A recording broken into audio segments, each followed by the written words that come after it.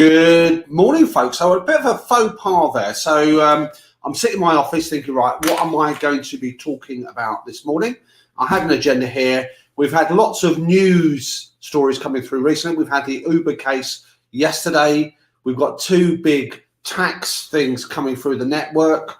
One is the beginning of March. One is the beginning of April. We've got the Chancellor's budget coming up on the 3rd of March. So a bit of a change of plan, and I thought I'd emphasise and focus a bit on some tax elements here, which will affect a large amount of businesses in the UK. And as I'm getting all this prepared, as I'm getting absorbed in there, I'm thinking, it might be a nice idea to get the broadcast going. So those folks just coming on to join me today, my name is Mahmood. I'm an accountant and educator of probably about 35, 40 years. I've run my own businesses. I run my own accounting firm and training company, have done for about 26 years. Anniversary literally about a week or two ago. And I talk and practice all things business, numbers, tax, everything from improving your money mindset, absolutely important for you guys, making more money in your business, putting profit at the heart of your business, but not the only factor in your business there, and sharing thoughts, tips, resources on all things manner of business across private sector, not-for-profit sector, and all the above. Now you're sitting there thinking, okay, great, Mahmood, what particularly is on our show today? So I think it's only fair, let me just put the banner up, if I can do this. You're going to have to forgive the little couple of faux pas that I'm making here. Most of my brain gets into gear slowly. So I've got a couple of great here. If you're coming on to replay, by the way, I believe the old thing is to put hashtag replay on there. Let me know you're out there. It keeps me company, but I also can pick it up and answer any questions that come through. So a great shout out here.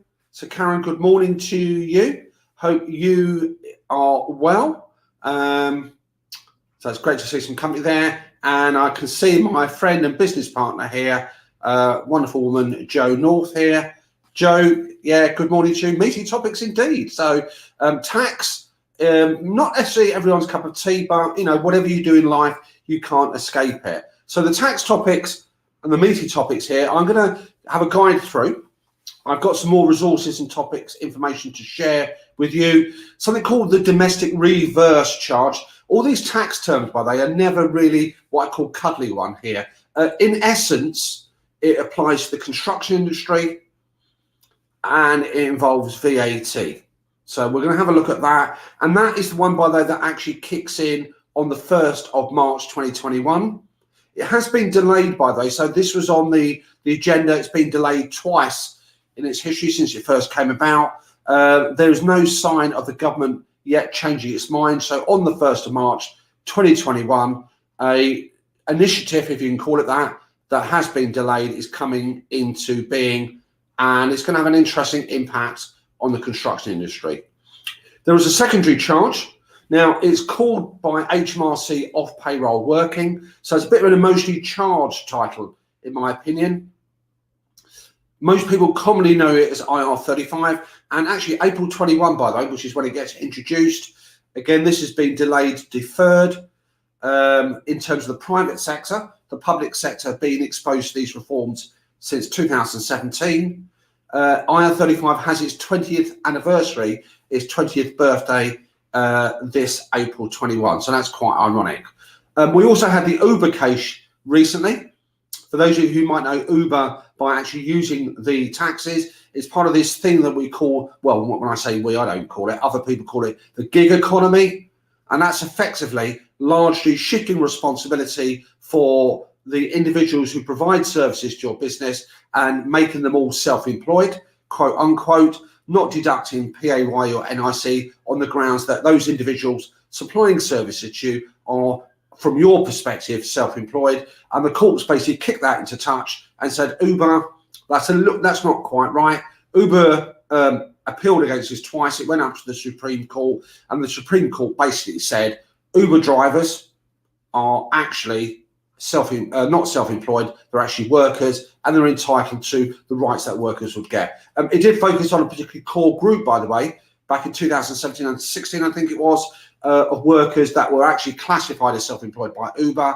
and it's gone all the way up to the courts. And actually, Uber shares, by the way, when I looked at them recently, i.e. this morning, have suffered as a result. Albeit, I'll come back to Uber in a moment, Uber did flag this up in their initial investment statement when they launched onto the US stock market. Fascinating stuff there as well. If you've got questions to fire at me, thinking what on earth are you talking about, or this is a question we want, put it into the comments box. I'll do my level best to answer those questions as we go through. And I'm just going to get a wonderful little slide magic show here. Today, I've only got 3 slides to look at. I'm focusing on the domestic reverse charge. I'm also going to be looking at the IR35, the Off Payroll Working, how it applies. We're going to try and keep it simple, by the way, so I don't want to overwhelm everybody with all the detailed calculations. That doesn't need to concern us.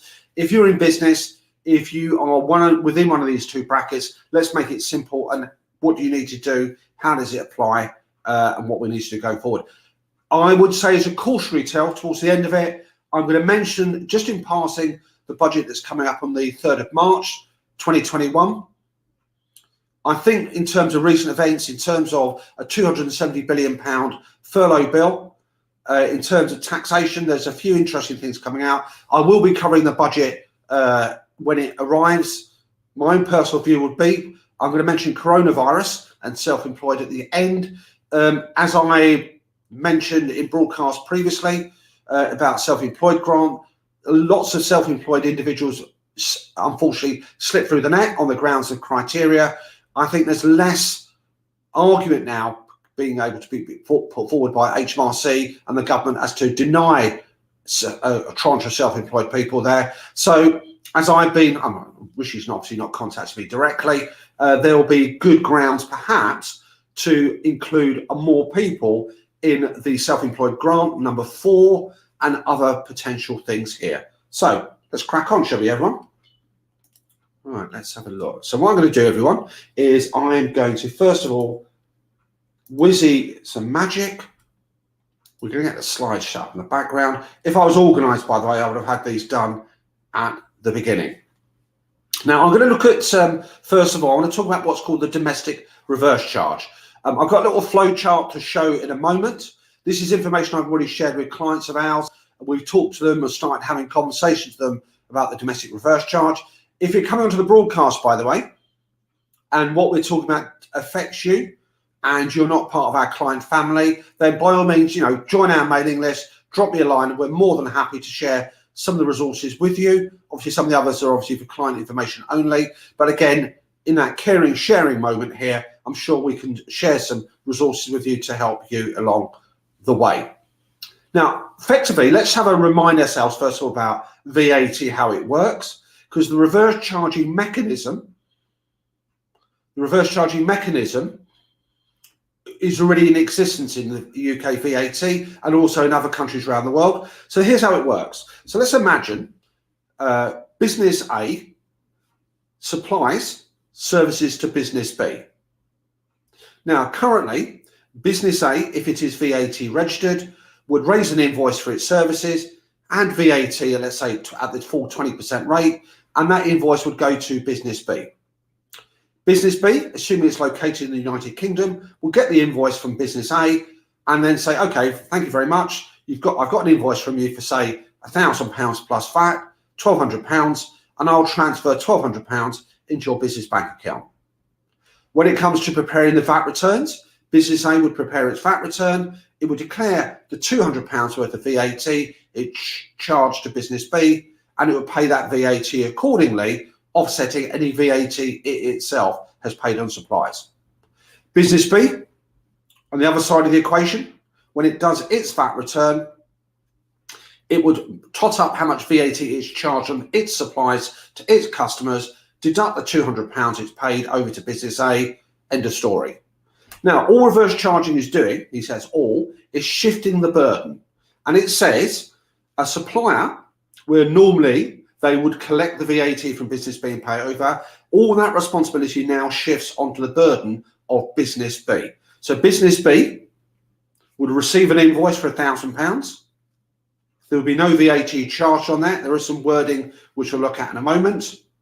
And it would actually, on its VAT return, record VAT on that bill of £200. It would also make a deduction of that £200.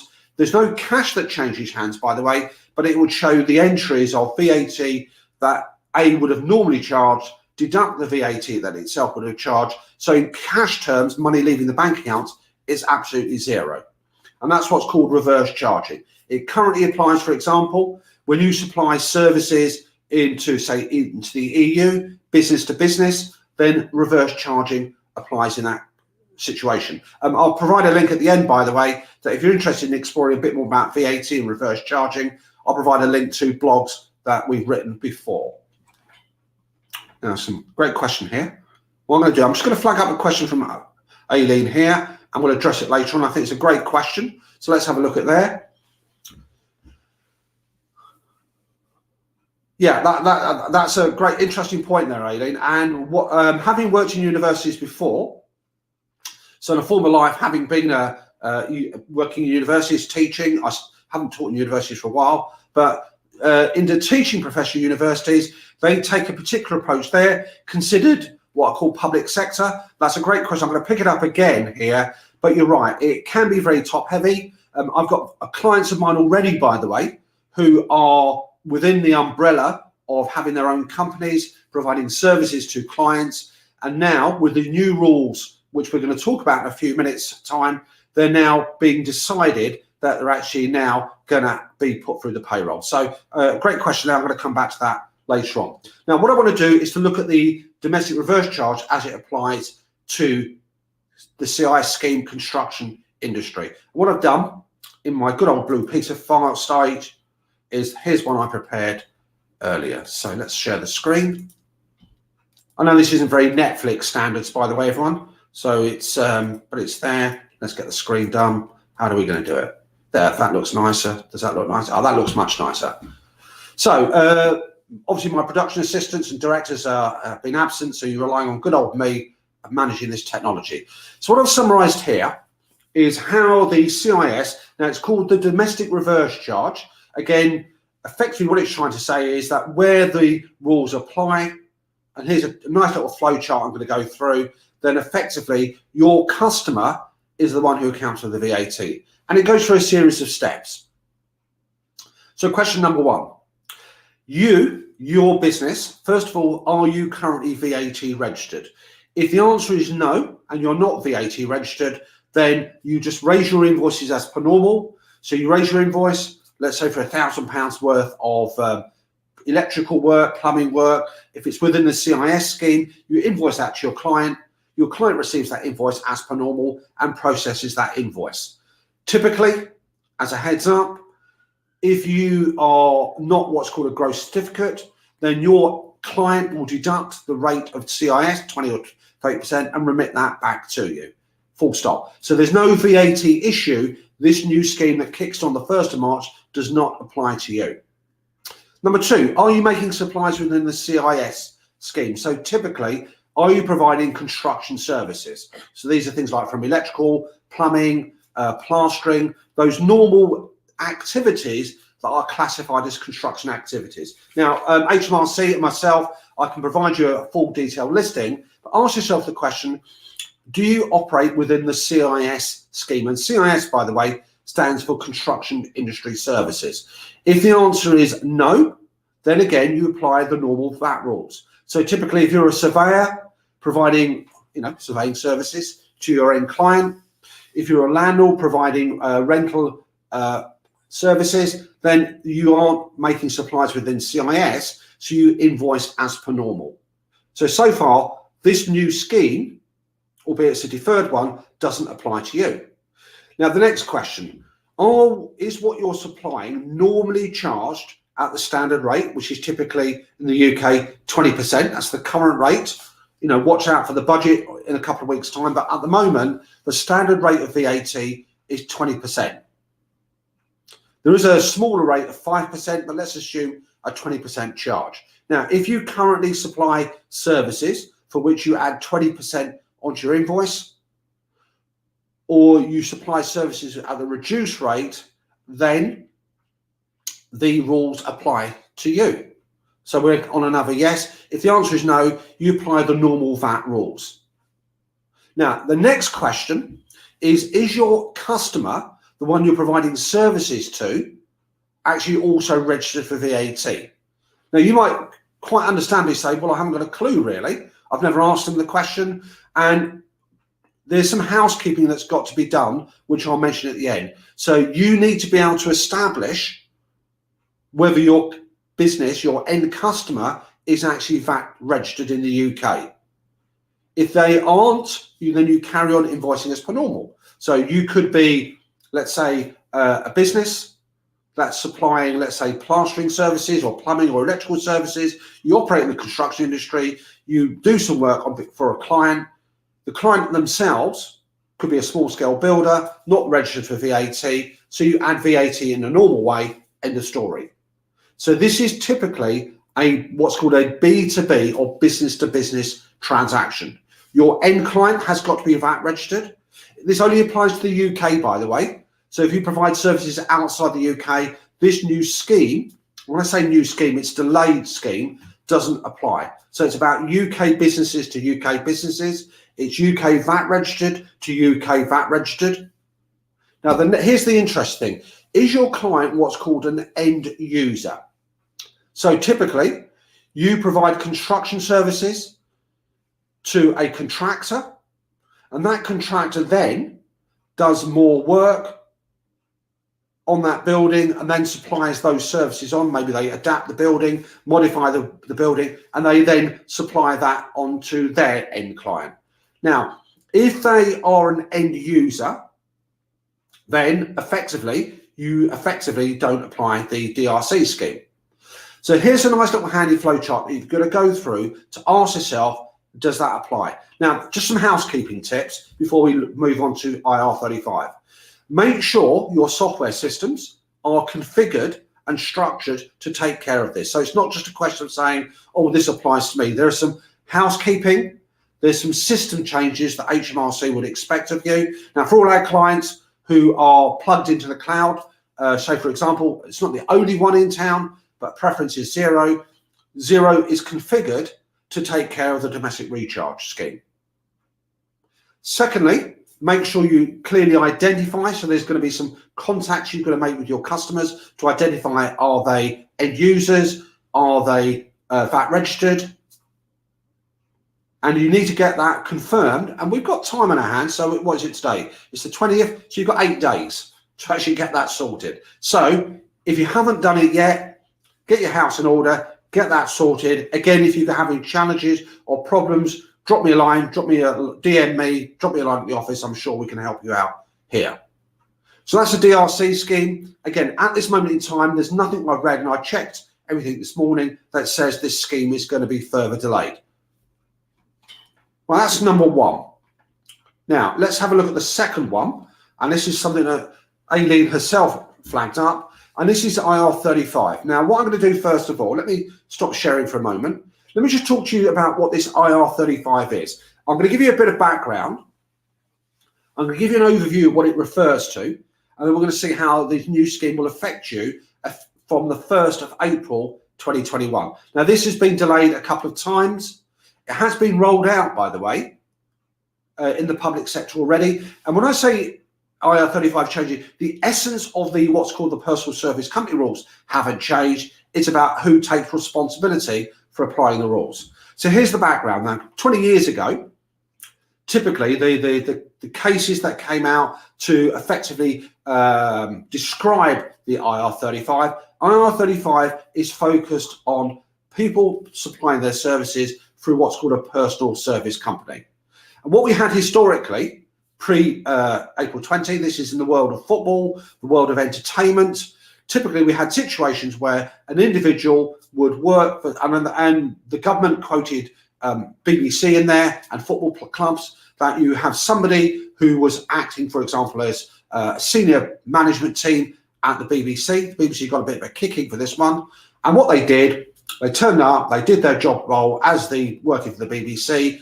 And then what they would then do is present an invoice to the BBC saying, here's an invoice for my services. So they'd raise an invoice for their services, and I'd hasten to act, by the way, Pre-IR35, this carried on quite a lot. And the reality of that is as such. So you present an invoice to a client saying, here's my invoice for, say, a couple of grand for my time, for what I've done. The client would, at that point, pay the invoice in full. You would then actually be able to take that invoice value and you'd be able to do weird and wonderful things with that. And there was a massive tax advantage, or so it was seen. When IR35 came into effect, it formalised a situation that's been in existence for quite a number of years and said, okay, here's what we're going to have to do. If you provide your services through a limited company, what we might call your service company, so you sit inside a wrapper, a limited company, so Mahmood Reza Limited provides their services to an end client. And what happens is if you take that limited company structure away and ask yourself the question is, what's actually going on? In reality, even though it's Mahmood Reza Limited invoicing the end client, the reality is if you take the company structure away, you've actually got an employee-employer relationship, question mark. Now, if that is in existence, what would have to happen now, post IR35 in April 20, is that the individual provider of those services would say, okay, I'm within IR35. I will then look at the money that I'm invoicing, receiving. I go through a number of weird step calculations, but effectively what it would mean is that you pay about 35% more in tax. You're actually treating the money you're receiving as a form of salary, what's called deemed payment. So you then have to work out a figure, a slice that would represent the employer's national insurance. The rest of it will be subject to PAYE, and HMRC would receive a bigger chunk of tax from you. You wouldn't have any corporation tax to pay, by the way, but that's effectively what it means is if you are within the rules and scope of IR35, the money that you're receiving, subjected to a tax calculation as what's called a deemed payment, take out a big slice from employer's national insurance, treat the rest as PAYE, and therefore the essence is HMRC receive a bigger slice of tax, and you can't do things like, do dividends out of that income and other tax planning mechanisms which most limited companies are able to do. Now, let me flag up then, what does it actually mean is how do I know in reality what the relationship is like? Now, I said, fundamentally, the rules of IR35, which is basically a status test, goes as follows. So you've got a provider of services to somebody. And what we're looking for is answering the question, are you somebody who's providing services or is somebody engaging you directly? So is this a relationship, a contract of service, or is this a contract for services? Just trying to tap into my old, when I did my law degree many years ago. So this is a contract of service, i.e. employee, or a contract for services, i.e. self-employed. And we have a number of tests that we look at. So what we say fundamentally, if I, Mahmood, are providing my services through a limited company called Mahmood Reza Limited, very unusual, very obviously not a very sort of exciting term name there, providing my services to an end client. If I take the company structure away, what's actually going on? Now, typically, if my end client can control largely what I do, how I do it, when I do it, the hours of work, that indicates control from my client, and that indicates strongly that you've got an employment relationship. And that's basically what they found out in Uber as well, because Uber were largely controlling what their drivers could do, how they access work, the hours they work, the mechanisms. That was largely a big factor in saying that actually in reality at Uber, you're employing these people. So you might call them self-employed, and that's irrelevant. And what I must point out here, it doesn't matter what your contract is saying, you have to look at the reality of the relationship. So control is one factor. There are other factors as well. There's something called mutuality of obligation. That's a real bit of a mouthful. And what it says effectively is your engager, your client, obliged to offer you work? And are you, more importantly, obliged to take it? So could you basically say, on your bike, I'm not taking this opportunity, I'm not taking this contract, and I can choose whether I take it or not. If that situation exists, so you can turn work away, and you actually do, and your engager is not obliged to give you a rolling contract, doesn't give you one, then that indicates self-employment. There are other tests and elements here. I'm going to whiz through these. Things like how much risk do you actually take? So if you're actually only working for one individual engager and that's all you've done, you don't have a mix of clients, you don't have what I call a real business base, you're not advertising, you're not promoting, then that indicates an employment relationship. Other factors are like risk. What degree of financial risk and business risk are you actually taking if you ignore the company structure? So in other words, if you're paid by the hour, by the day, that indicates, it's not reinforcement by the way, is it goes towards employment. If you're effectively saying to a client, I'm going to deliver a project for you for a fee, so therefore, if you, let's say, spend more time on that project, if you spend more time on that project than you would otherwise anticipate, but you absorb the time, that means you've absorbed some risk and that shifts you back to self-employment. Now, a word of caution, the HMRC have got this, I think it's called the CREST tool here. Mutuality of obligation is not factored in. Most employers, though, in my experience, are using the HMRC tool. The HMRC tool is slightly biased towards a particular conclusion. That doesn't mean it's wrong necessarily, but remember, this is an overall balance thing. And what you're finding is a lot of engagers are being very risk averse. So what I'm going to do is I'm going to pause there for a second, and I've got a couple of questions here coming up from Aileen. And what's the question there? Yeah, excellent. And that's a great question, Aileen. And so what will happen there is two things. IR35, by the way, doesn't apply to self-employed. So if you're a self-employed individual providing your services to an end client, a limited company, the IR35 rules do not apply to you. Certainly the new changes anyway. And remember, the new changes is who makes the decision as to whether you're IR35 or not. Currently, it's you, the owner of that PSC, that personal service company, who makes the decision to say, yes, I am within IR35, and I go through all those calculations, or no, I'm not, and I'm just going to invoice. The client doesn't have to worry about that. Again, the exceptions are the public sector. I wrote about this in Arts Professional back in 2017. I'll dig out the link and show you a link. So the narrative that I did in my blog article when it applied to the arts and public sector is still largely relevant to nowadays. So effectively, intermediary businesses, if I pick that up correctly, if it's a sole trader engaged with the company, the application of the new IR35 rules won't apply to you. So hopefully that's answered your question. So remember, what's shifting is not the essence of the IR35, the personal service company rules. That idea about what's your status is still evident. I think, and again, it's a personal opinion, based on the Uber case, based on what's been going on about what I call the gig economy. And the gig economy is basically a situation where suddenly lots of individuals can have companies provide their services. They don't have to worry about PAYE, etc. And therefore, I get my money and have got a wider scope of tax planning I can do. I can claim a wider range of deductions as self-employed. And that's what it's trying to do. So remember, the status tests, what are you, worker or self-employed effectively, still stands. It's about who picks up the responsibility for operating it accordingly. Now, it depends, Aileen, on that one. Now, effectively, teaching is slightly differently here. So if you provide services to the teaching profession, you will find that under the relevant regulations in the education sector here, they will expect you to provide your services through a limited company. Now, higher education universities are what I call in the public sector. The public sector is the one that is going to make the assessment. And based on evidence and everything that I've seen, those public sector organisations, understandably, are going to take up what's called a risk-averse approach. So in other words, they are the ones who are going to have to make a decision. In theory, by the way, they have to make a decision on a case-by-case basis. They don't just say it's a blanket, but in reality, they probably will do. And then they're going to say, actually, we're going to designate you as an employee because here's another reason why. If they make an incorrect assessment on a self-employed individual,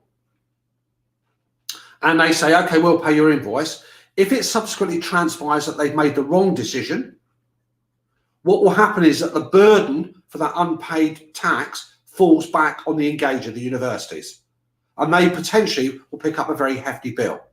And I've seen this in the 30 plus years that I've worked in different sectors and providing advice and support here. Hospitality, it used to be very common, where a chef would provide their services to a business, say, I'm self-employed. In reality, they're not actually doing anything self-employed. They turn up, they provide a set of knives, which is nothing really significant in the context of self-employment. They raise an invoice, they get that invoice, and effectively nothing is paid over to HMRC. So I would say, Aileen, you can certainly kick back. You're going to get, I would suggest, very little mileage from that. So that's the essence of the IR35, is who makes the decision. Now, let me just bring this back on screen.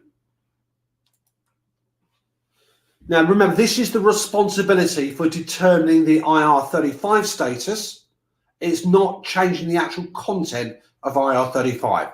That personal service company legislation has been largely unchanged in 20 years.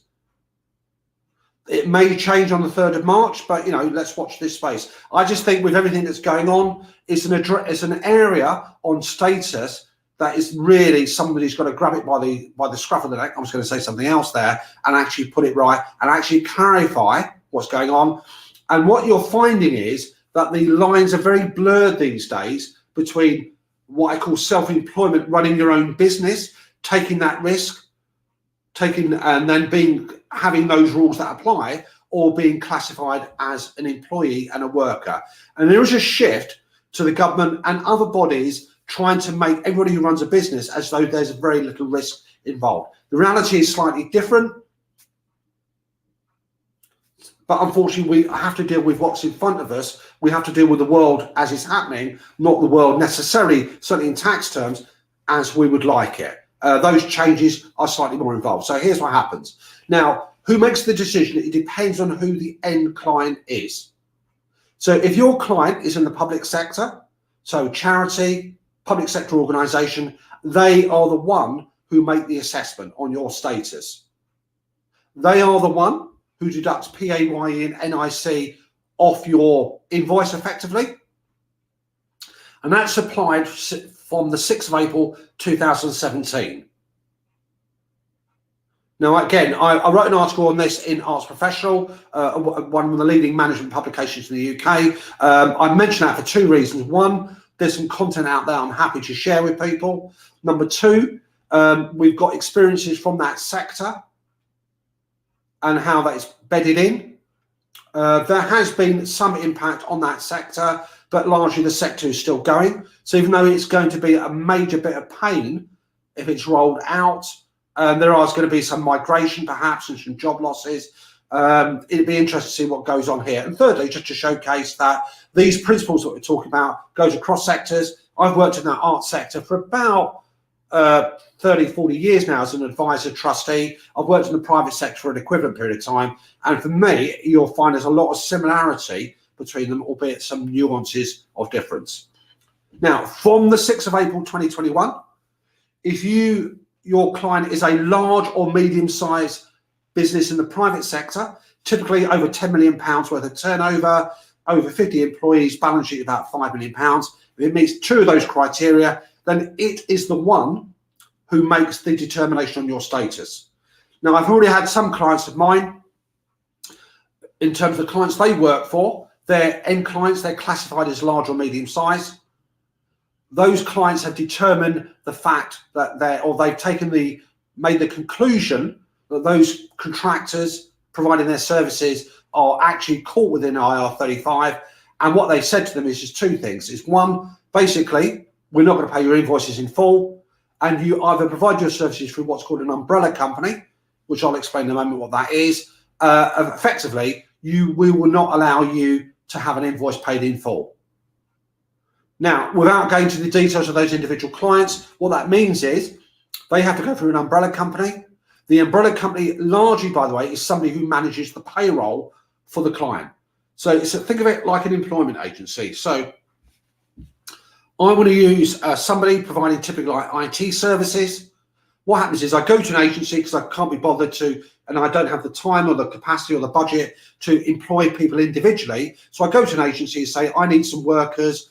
I need them to do X, Y, and Z. What happens is that agency will operate the payroll for all those individuals. They operate payroll, PAYE, and therefore what happens is the individual contractor, the individual person supplying their services, will have less take-home pay. The upside, if you can call it that, is that their personal corporation tax bill will be much less, but you will end up paying more tax as a result. You'll also pay national insurance, which is a topic for another day. You'll also pay income tax. HMRC, by the way, in their guidance notes, say this puts people on parity who are in reality employees, makes them largely comparable with people who are already classified as employees. So if your client is a large or medium-sized private sector client, they are the ones who are going to take that decision, make that assessment. My instinct says they're largely going to be risk averse. They may use the CREST tool. They are supposed to do it on a case-by-case basis, but let's get real here, everybody. If you think about the energy and the effort and the assessments individually, what they're going to do is to say, here's a tool. Typically, they'll probably gravitate towards HMRCs. Here's a number of questions we want to ask you. Oh, actually, we think from this tick box exercise from here, overall, you are in reality an employee, IR35 applies. Now, up until the 5th of April 21, by the way, so that's not that long, it's you as the provider of services through your personal service company that makes the decision. Now, notice, by the way, in the terminology, we said personal service company. So if your company makes product, so it's not your services you're providing onto an end client, then obviously the IR35 doesn't apply. So it's for personal services that are provided for a company. Now, if your end client, so if you happen to be a business that's a small private sector client and you're using, say, freelancers or individuals who invoice you through a company, then the assessment for status falls on the person providing the services, not on you. So again, I've already been speaking to a few clients of ours over the last couple of weeks who are within the definition of small private sector. Their turnover is below the threshold of £10 million a year. They are using services of subcontractors or freelancers who invoice for a limited company. They can relax because it's not their decision to make. They can just pay the invoice in full. However, the end person providing those services still has to make the assessment. So remember, IR35 hasn't disappeared. It hasn't been cancelled, hasn't been negated. It's just who picks up the responsibility. Folks, if you want to obviously access or share any of these resources, get them, drop me a line, DM me, put a comment in according that says, yes, please, and I'll arrange and get some of this information out to you. I've got a client meeting, ironically, in about an hour or two, but I will make arrangements to get them over to you. If not today, I'll send them over for the weekend or Monday. So what do we do next? Let's stop the screen. I'll just do a little plug here. I do a weekly podcast called I Hate Numbers. There's week 52, by the way. So it's a year today that since I started this podcast. I think it's a great podcast. It's there to improve people's business money mindsets. Talks about a variety of topics. It's BS free. It's jargon free as far as I can. Obviously, the quality of the voice recording could be a little bit interesting. Tomorrow's topic is on something called working capital. I'm going to do a future broadcast on that later on. So check it out. I'd love it if you could subscribe to the podcast. Help me celebrate my 52nd podcast that's coming out. You can contact me on clients@proactiveresolutions.com. If you say, I want to be on your mailing list, you don't have to be part of our client family. Obviously, we'd love you if you were, but we still share information on a regular basis. If you want to hook up, get any free resources, calculators and the like, then check out the website. There's a bundle of stuff to help you in your business. Failing that, guys, have a fantastic week. Thank you very much for putting up with me, sharing some time with me and my company. I hope you're all well, and I hope your head's not going to explode too much with all these new regulations. And I've got some more to reveal over the next few weeks. Until then, have a fantastic end of week. And let's play out with a nice little bit of music.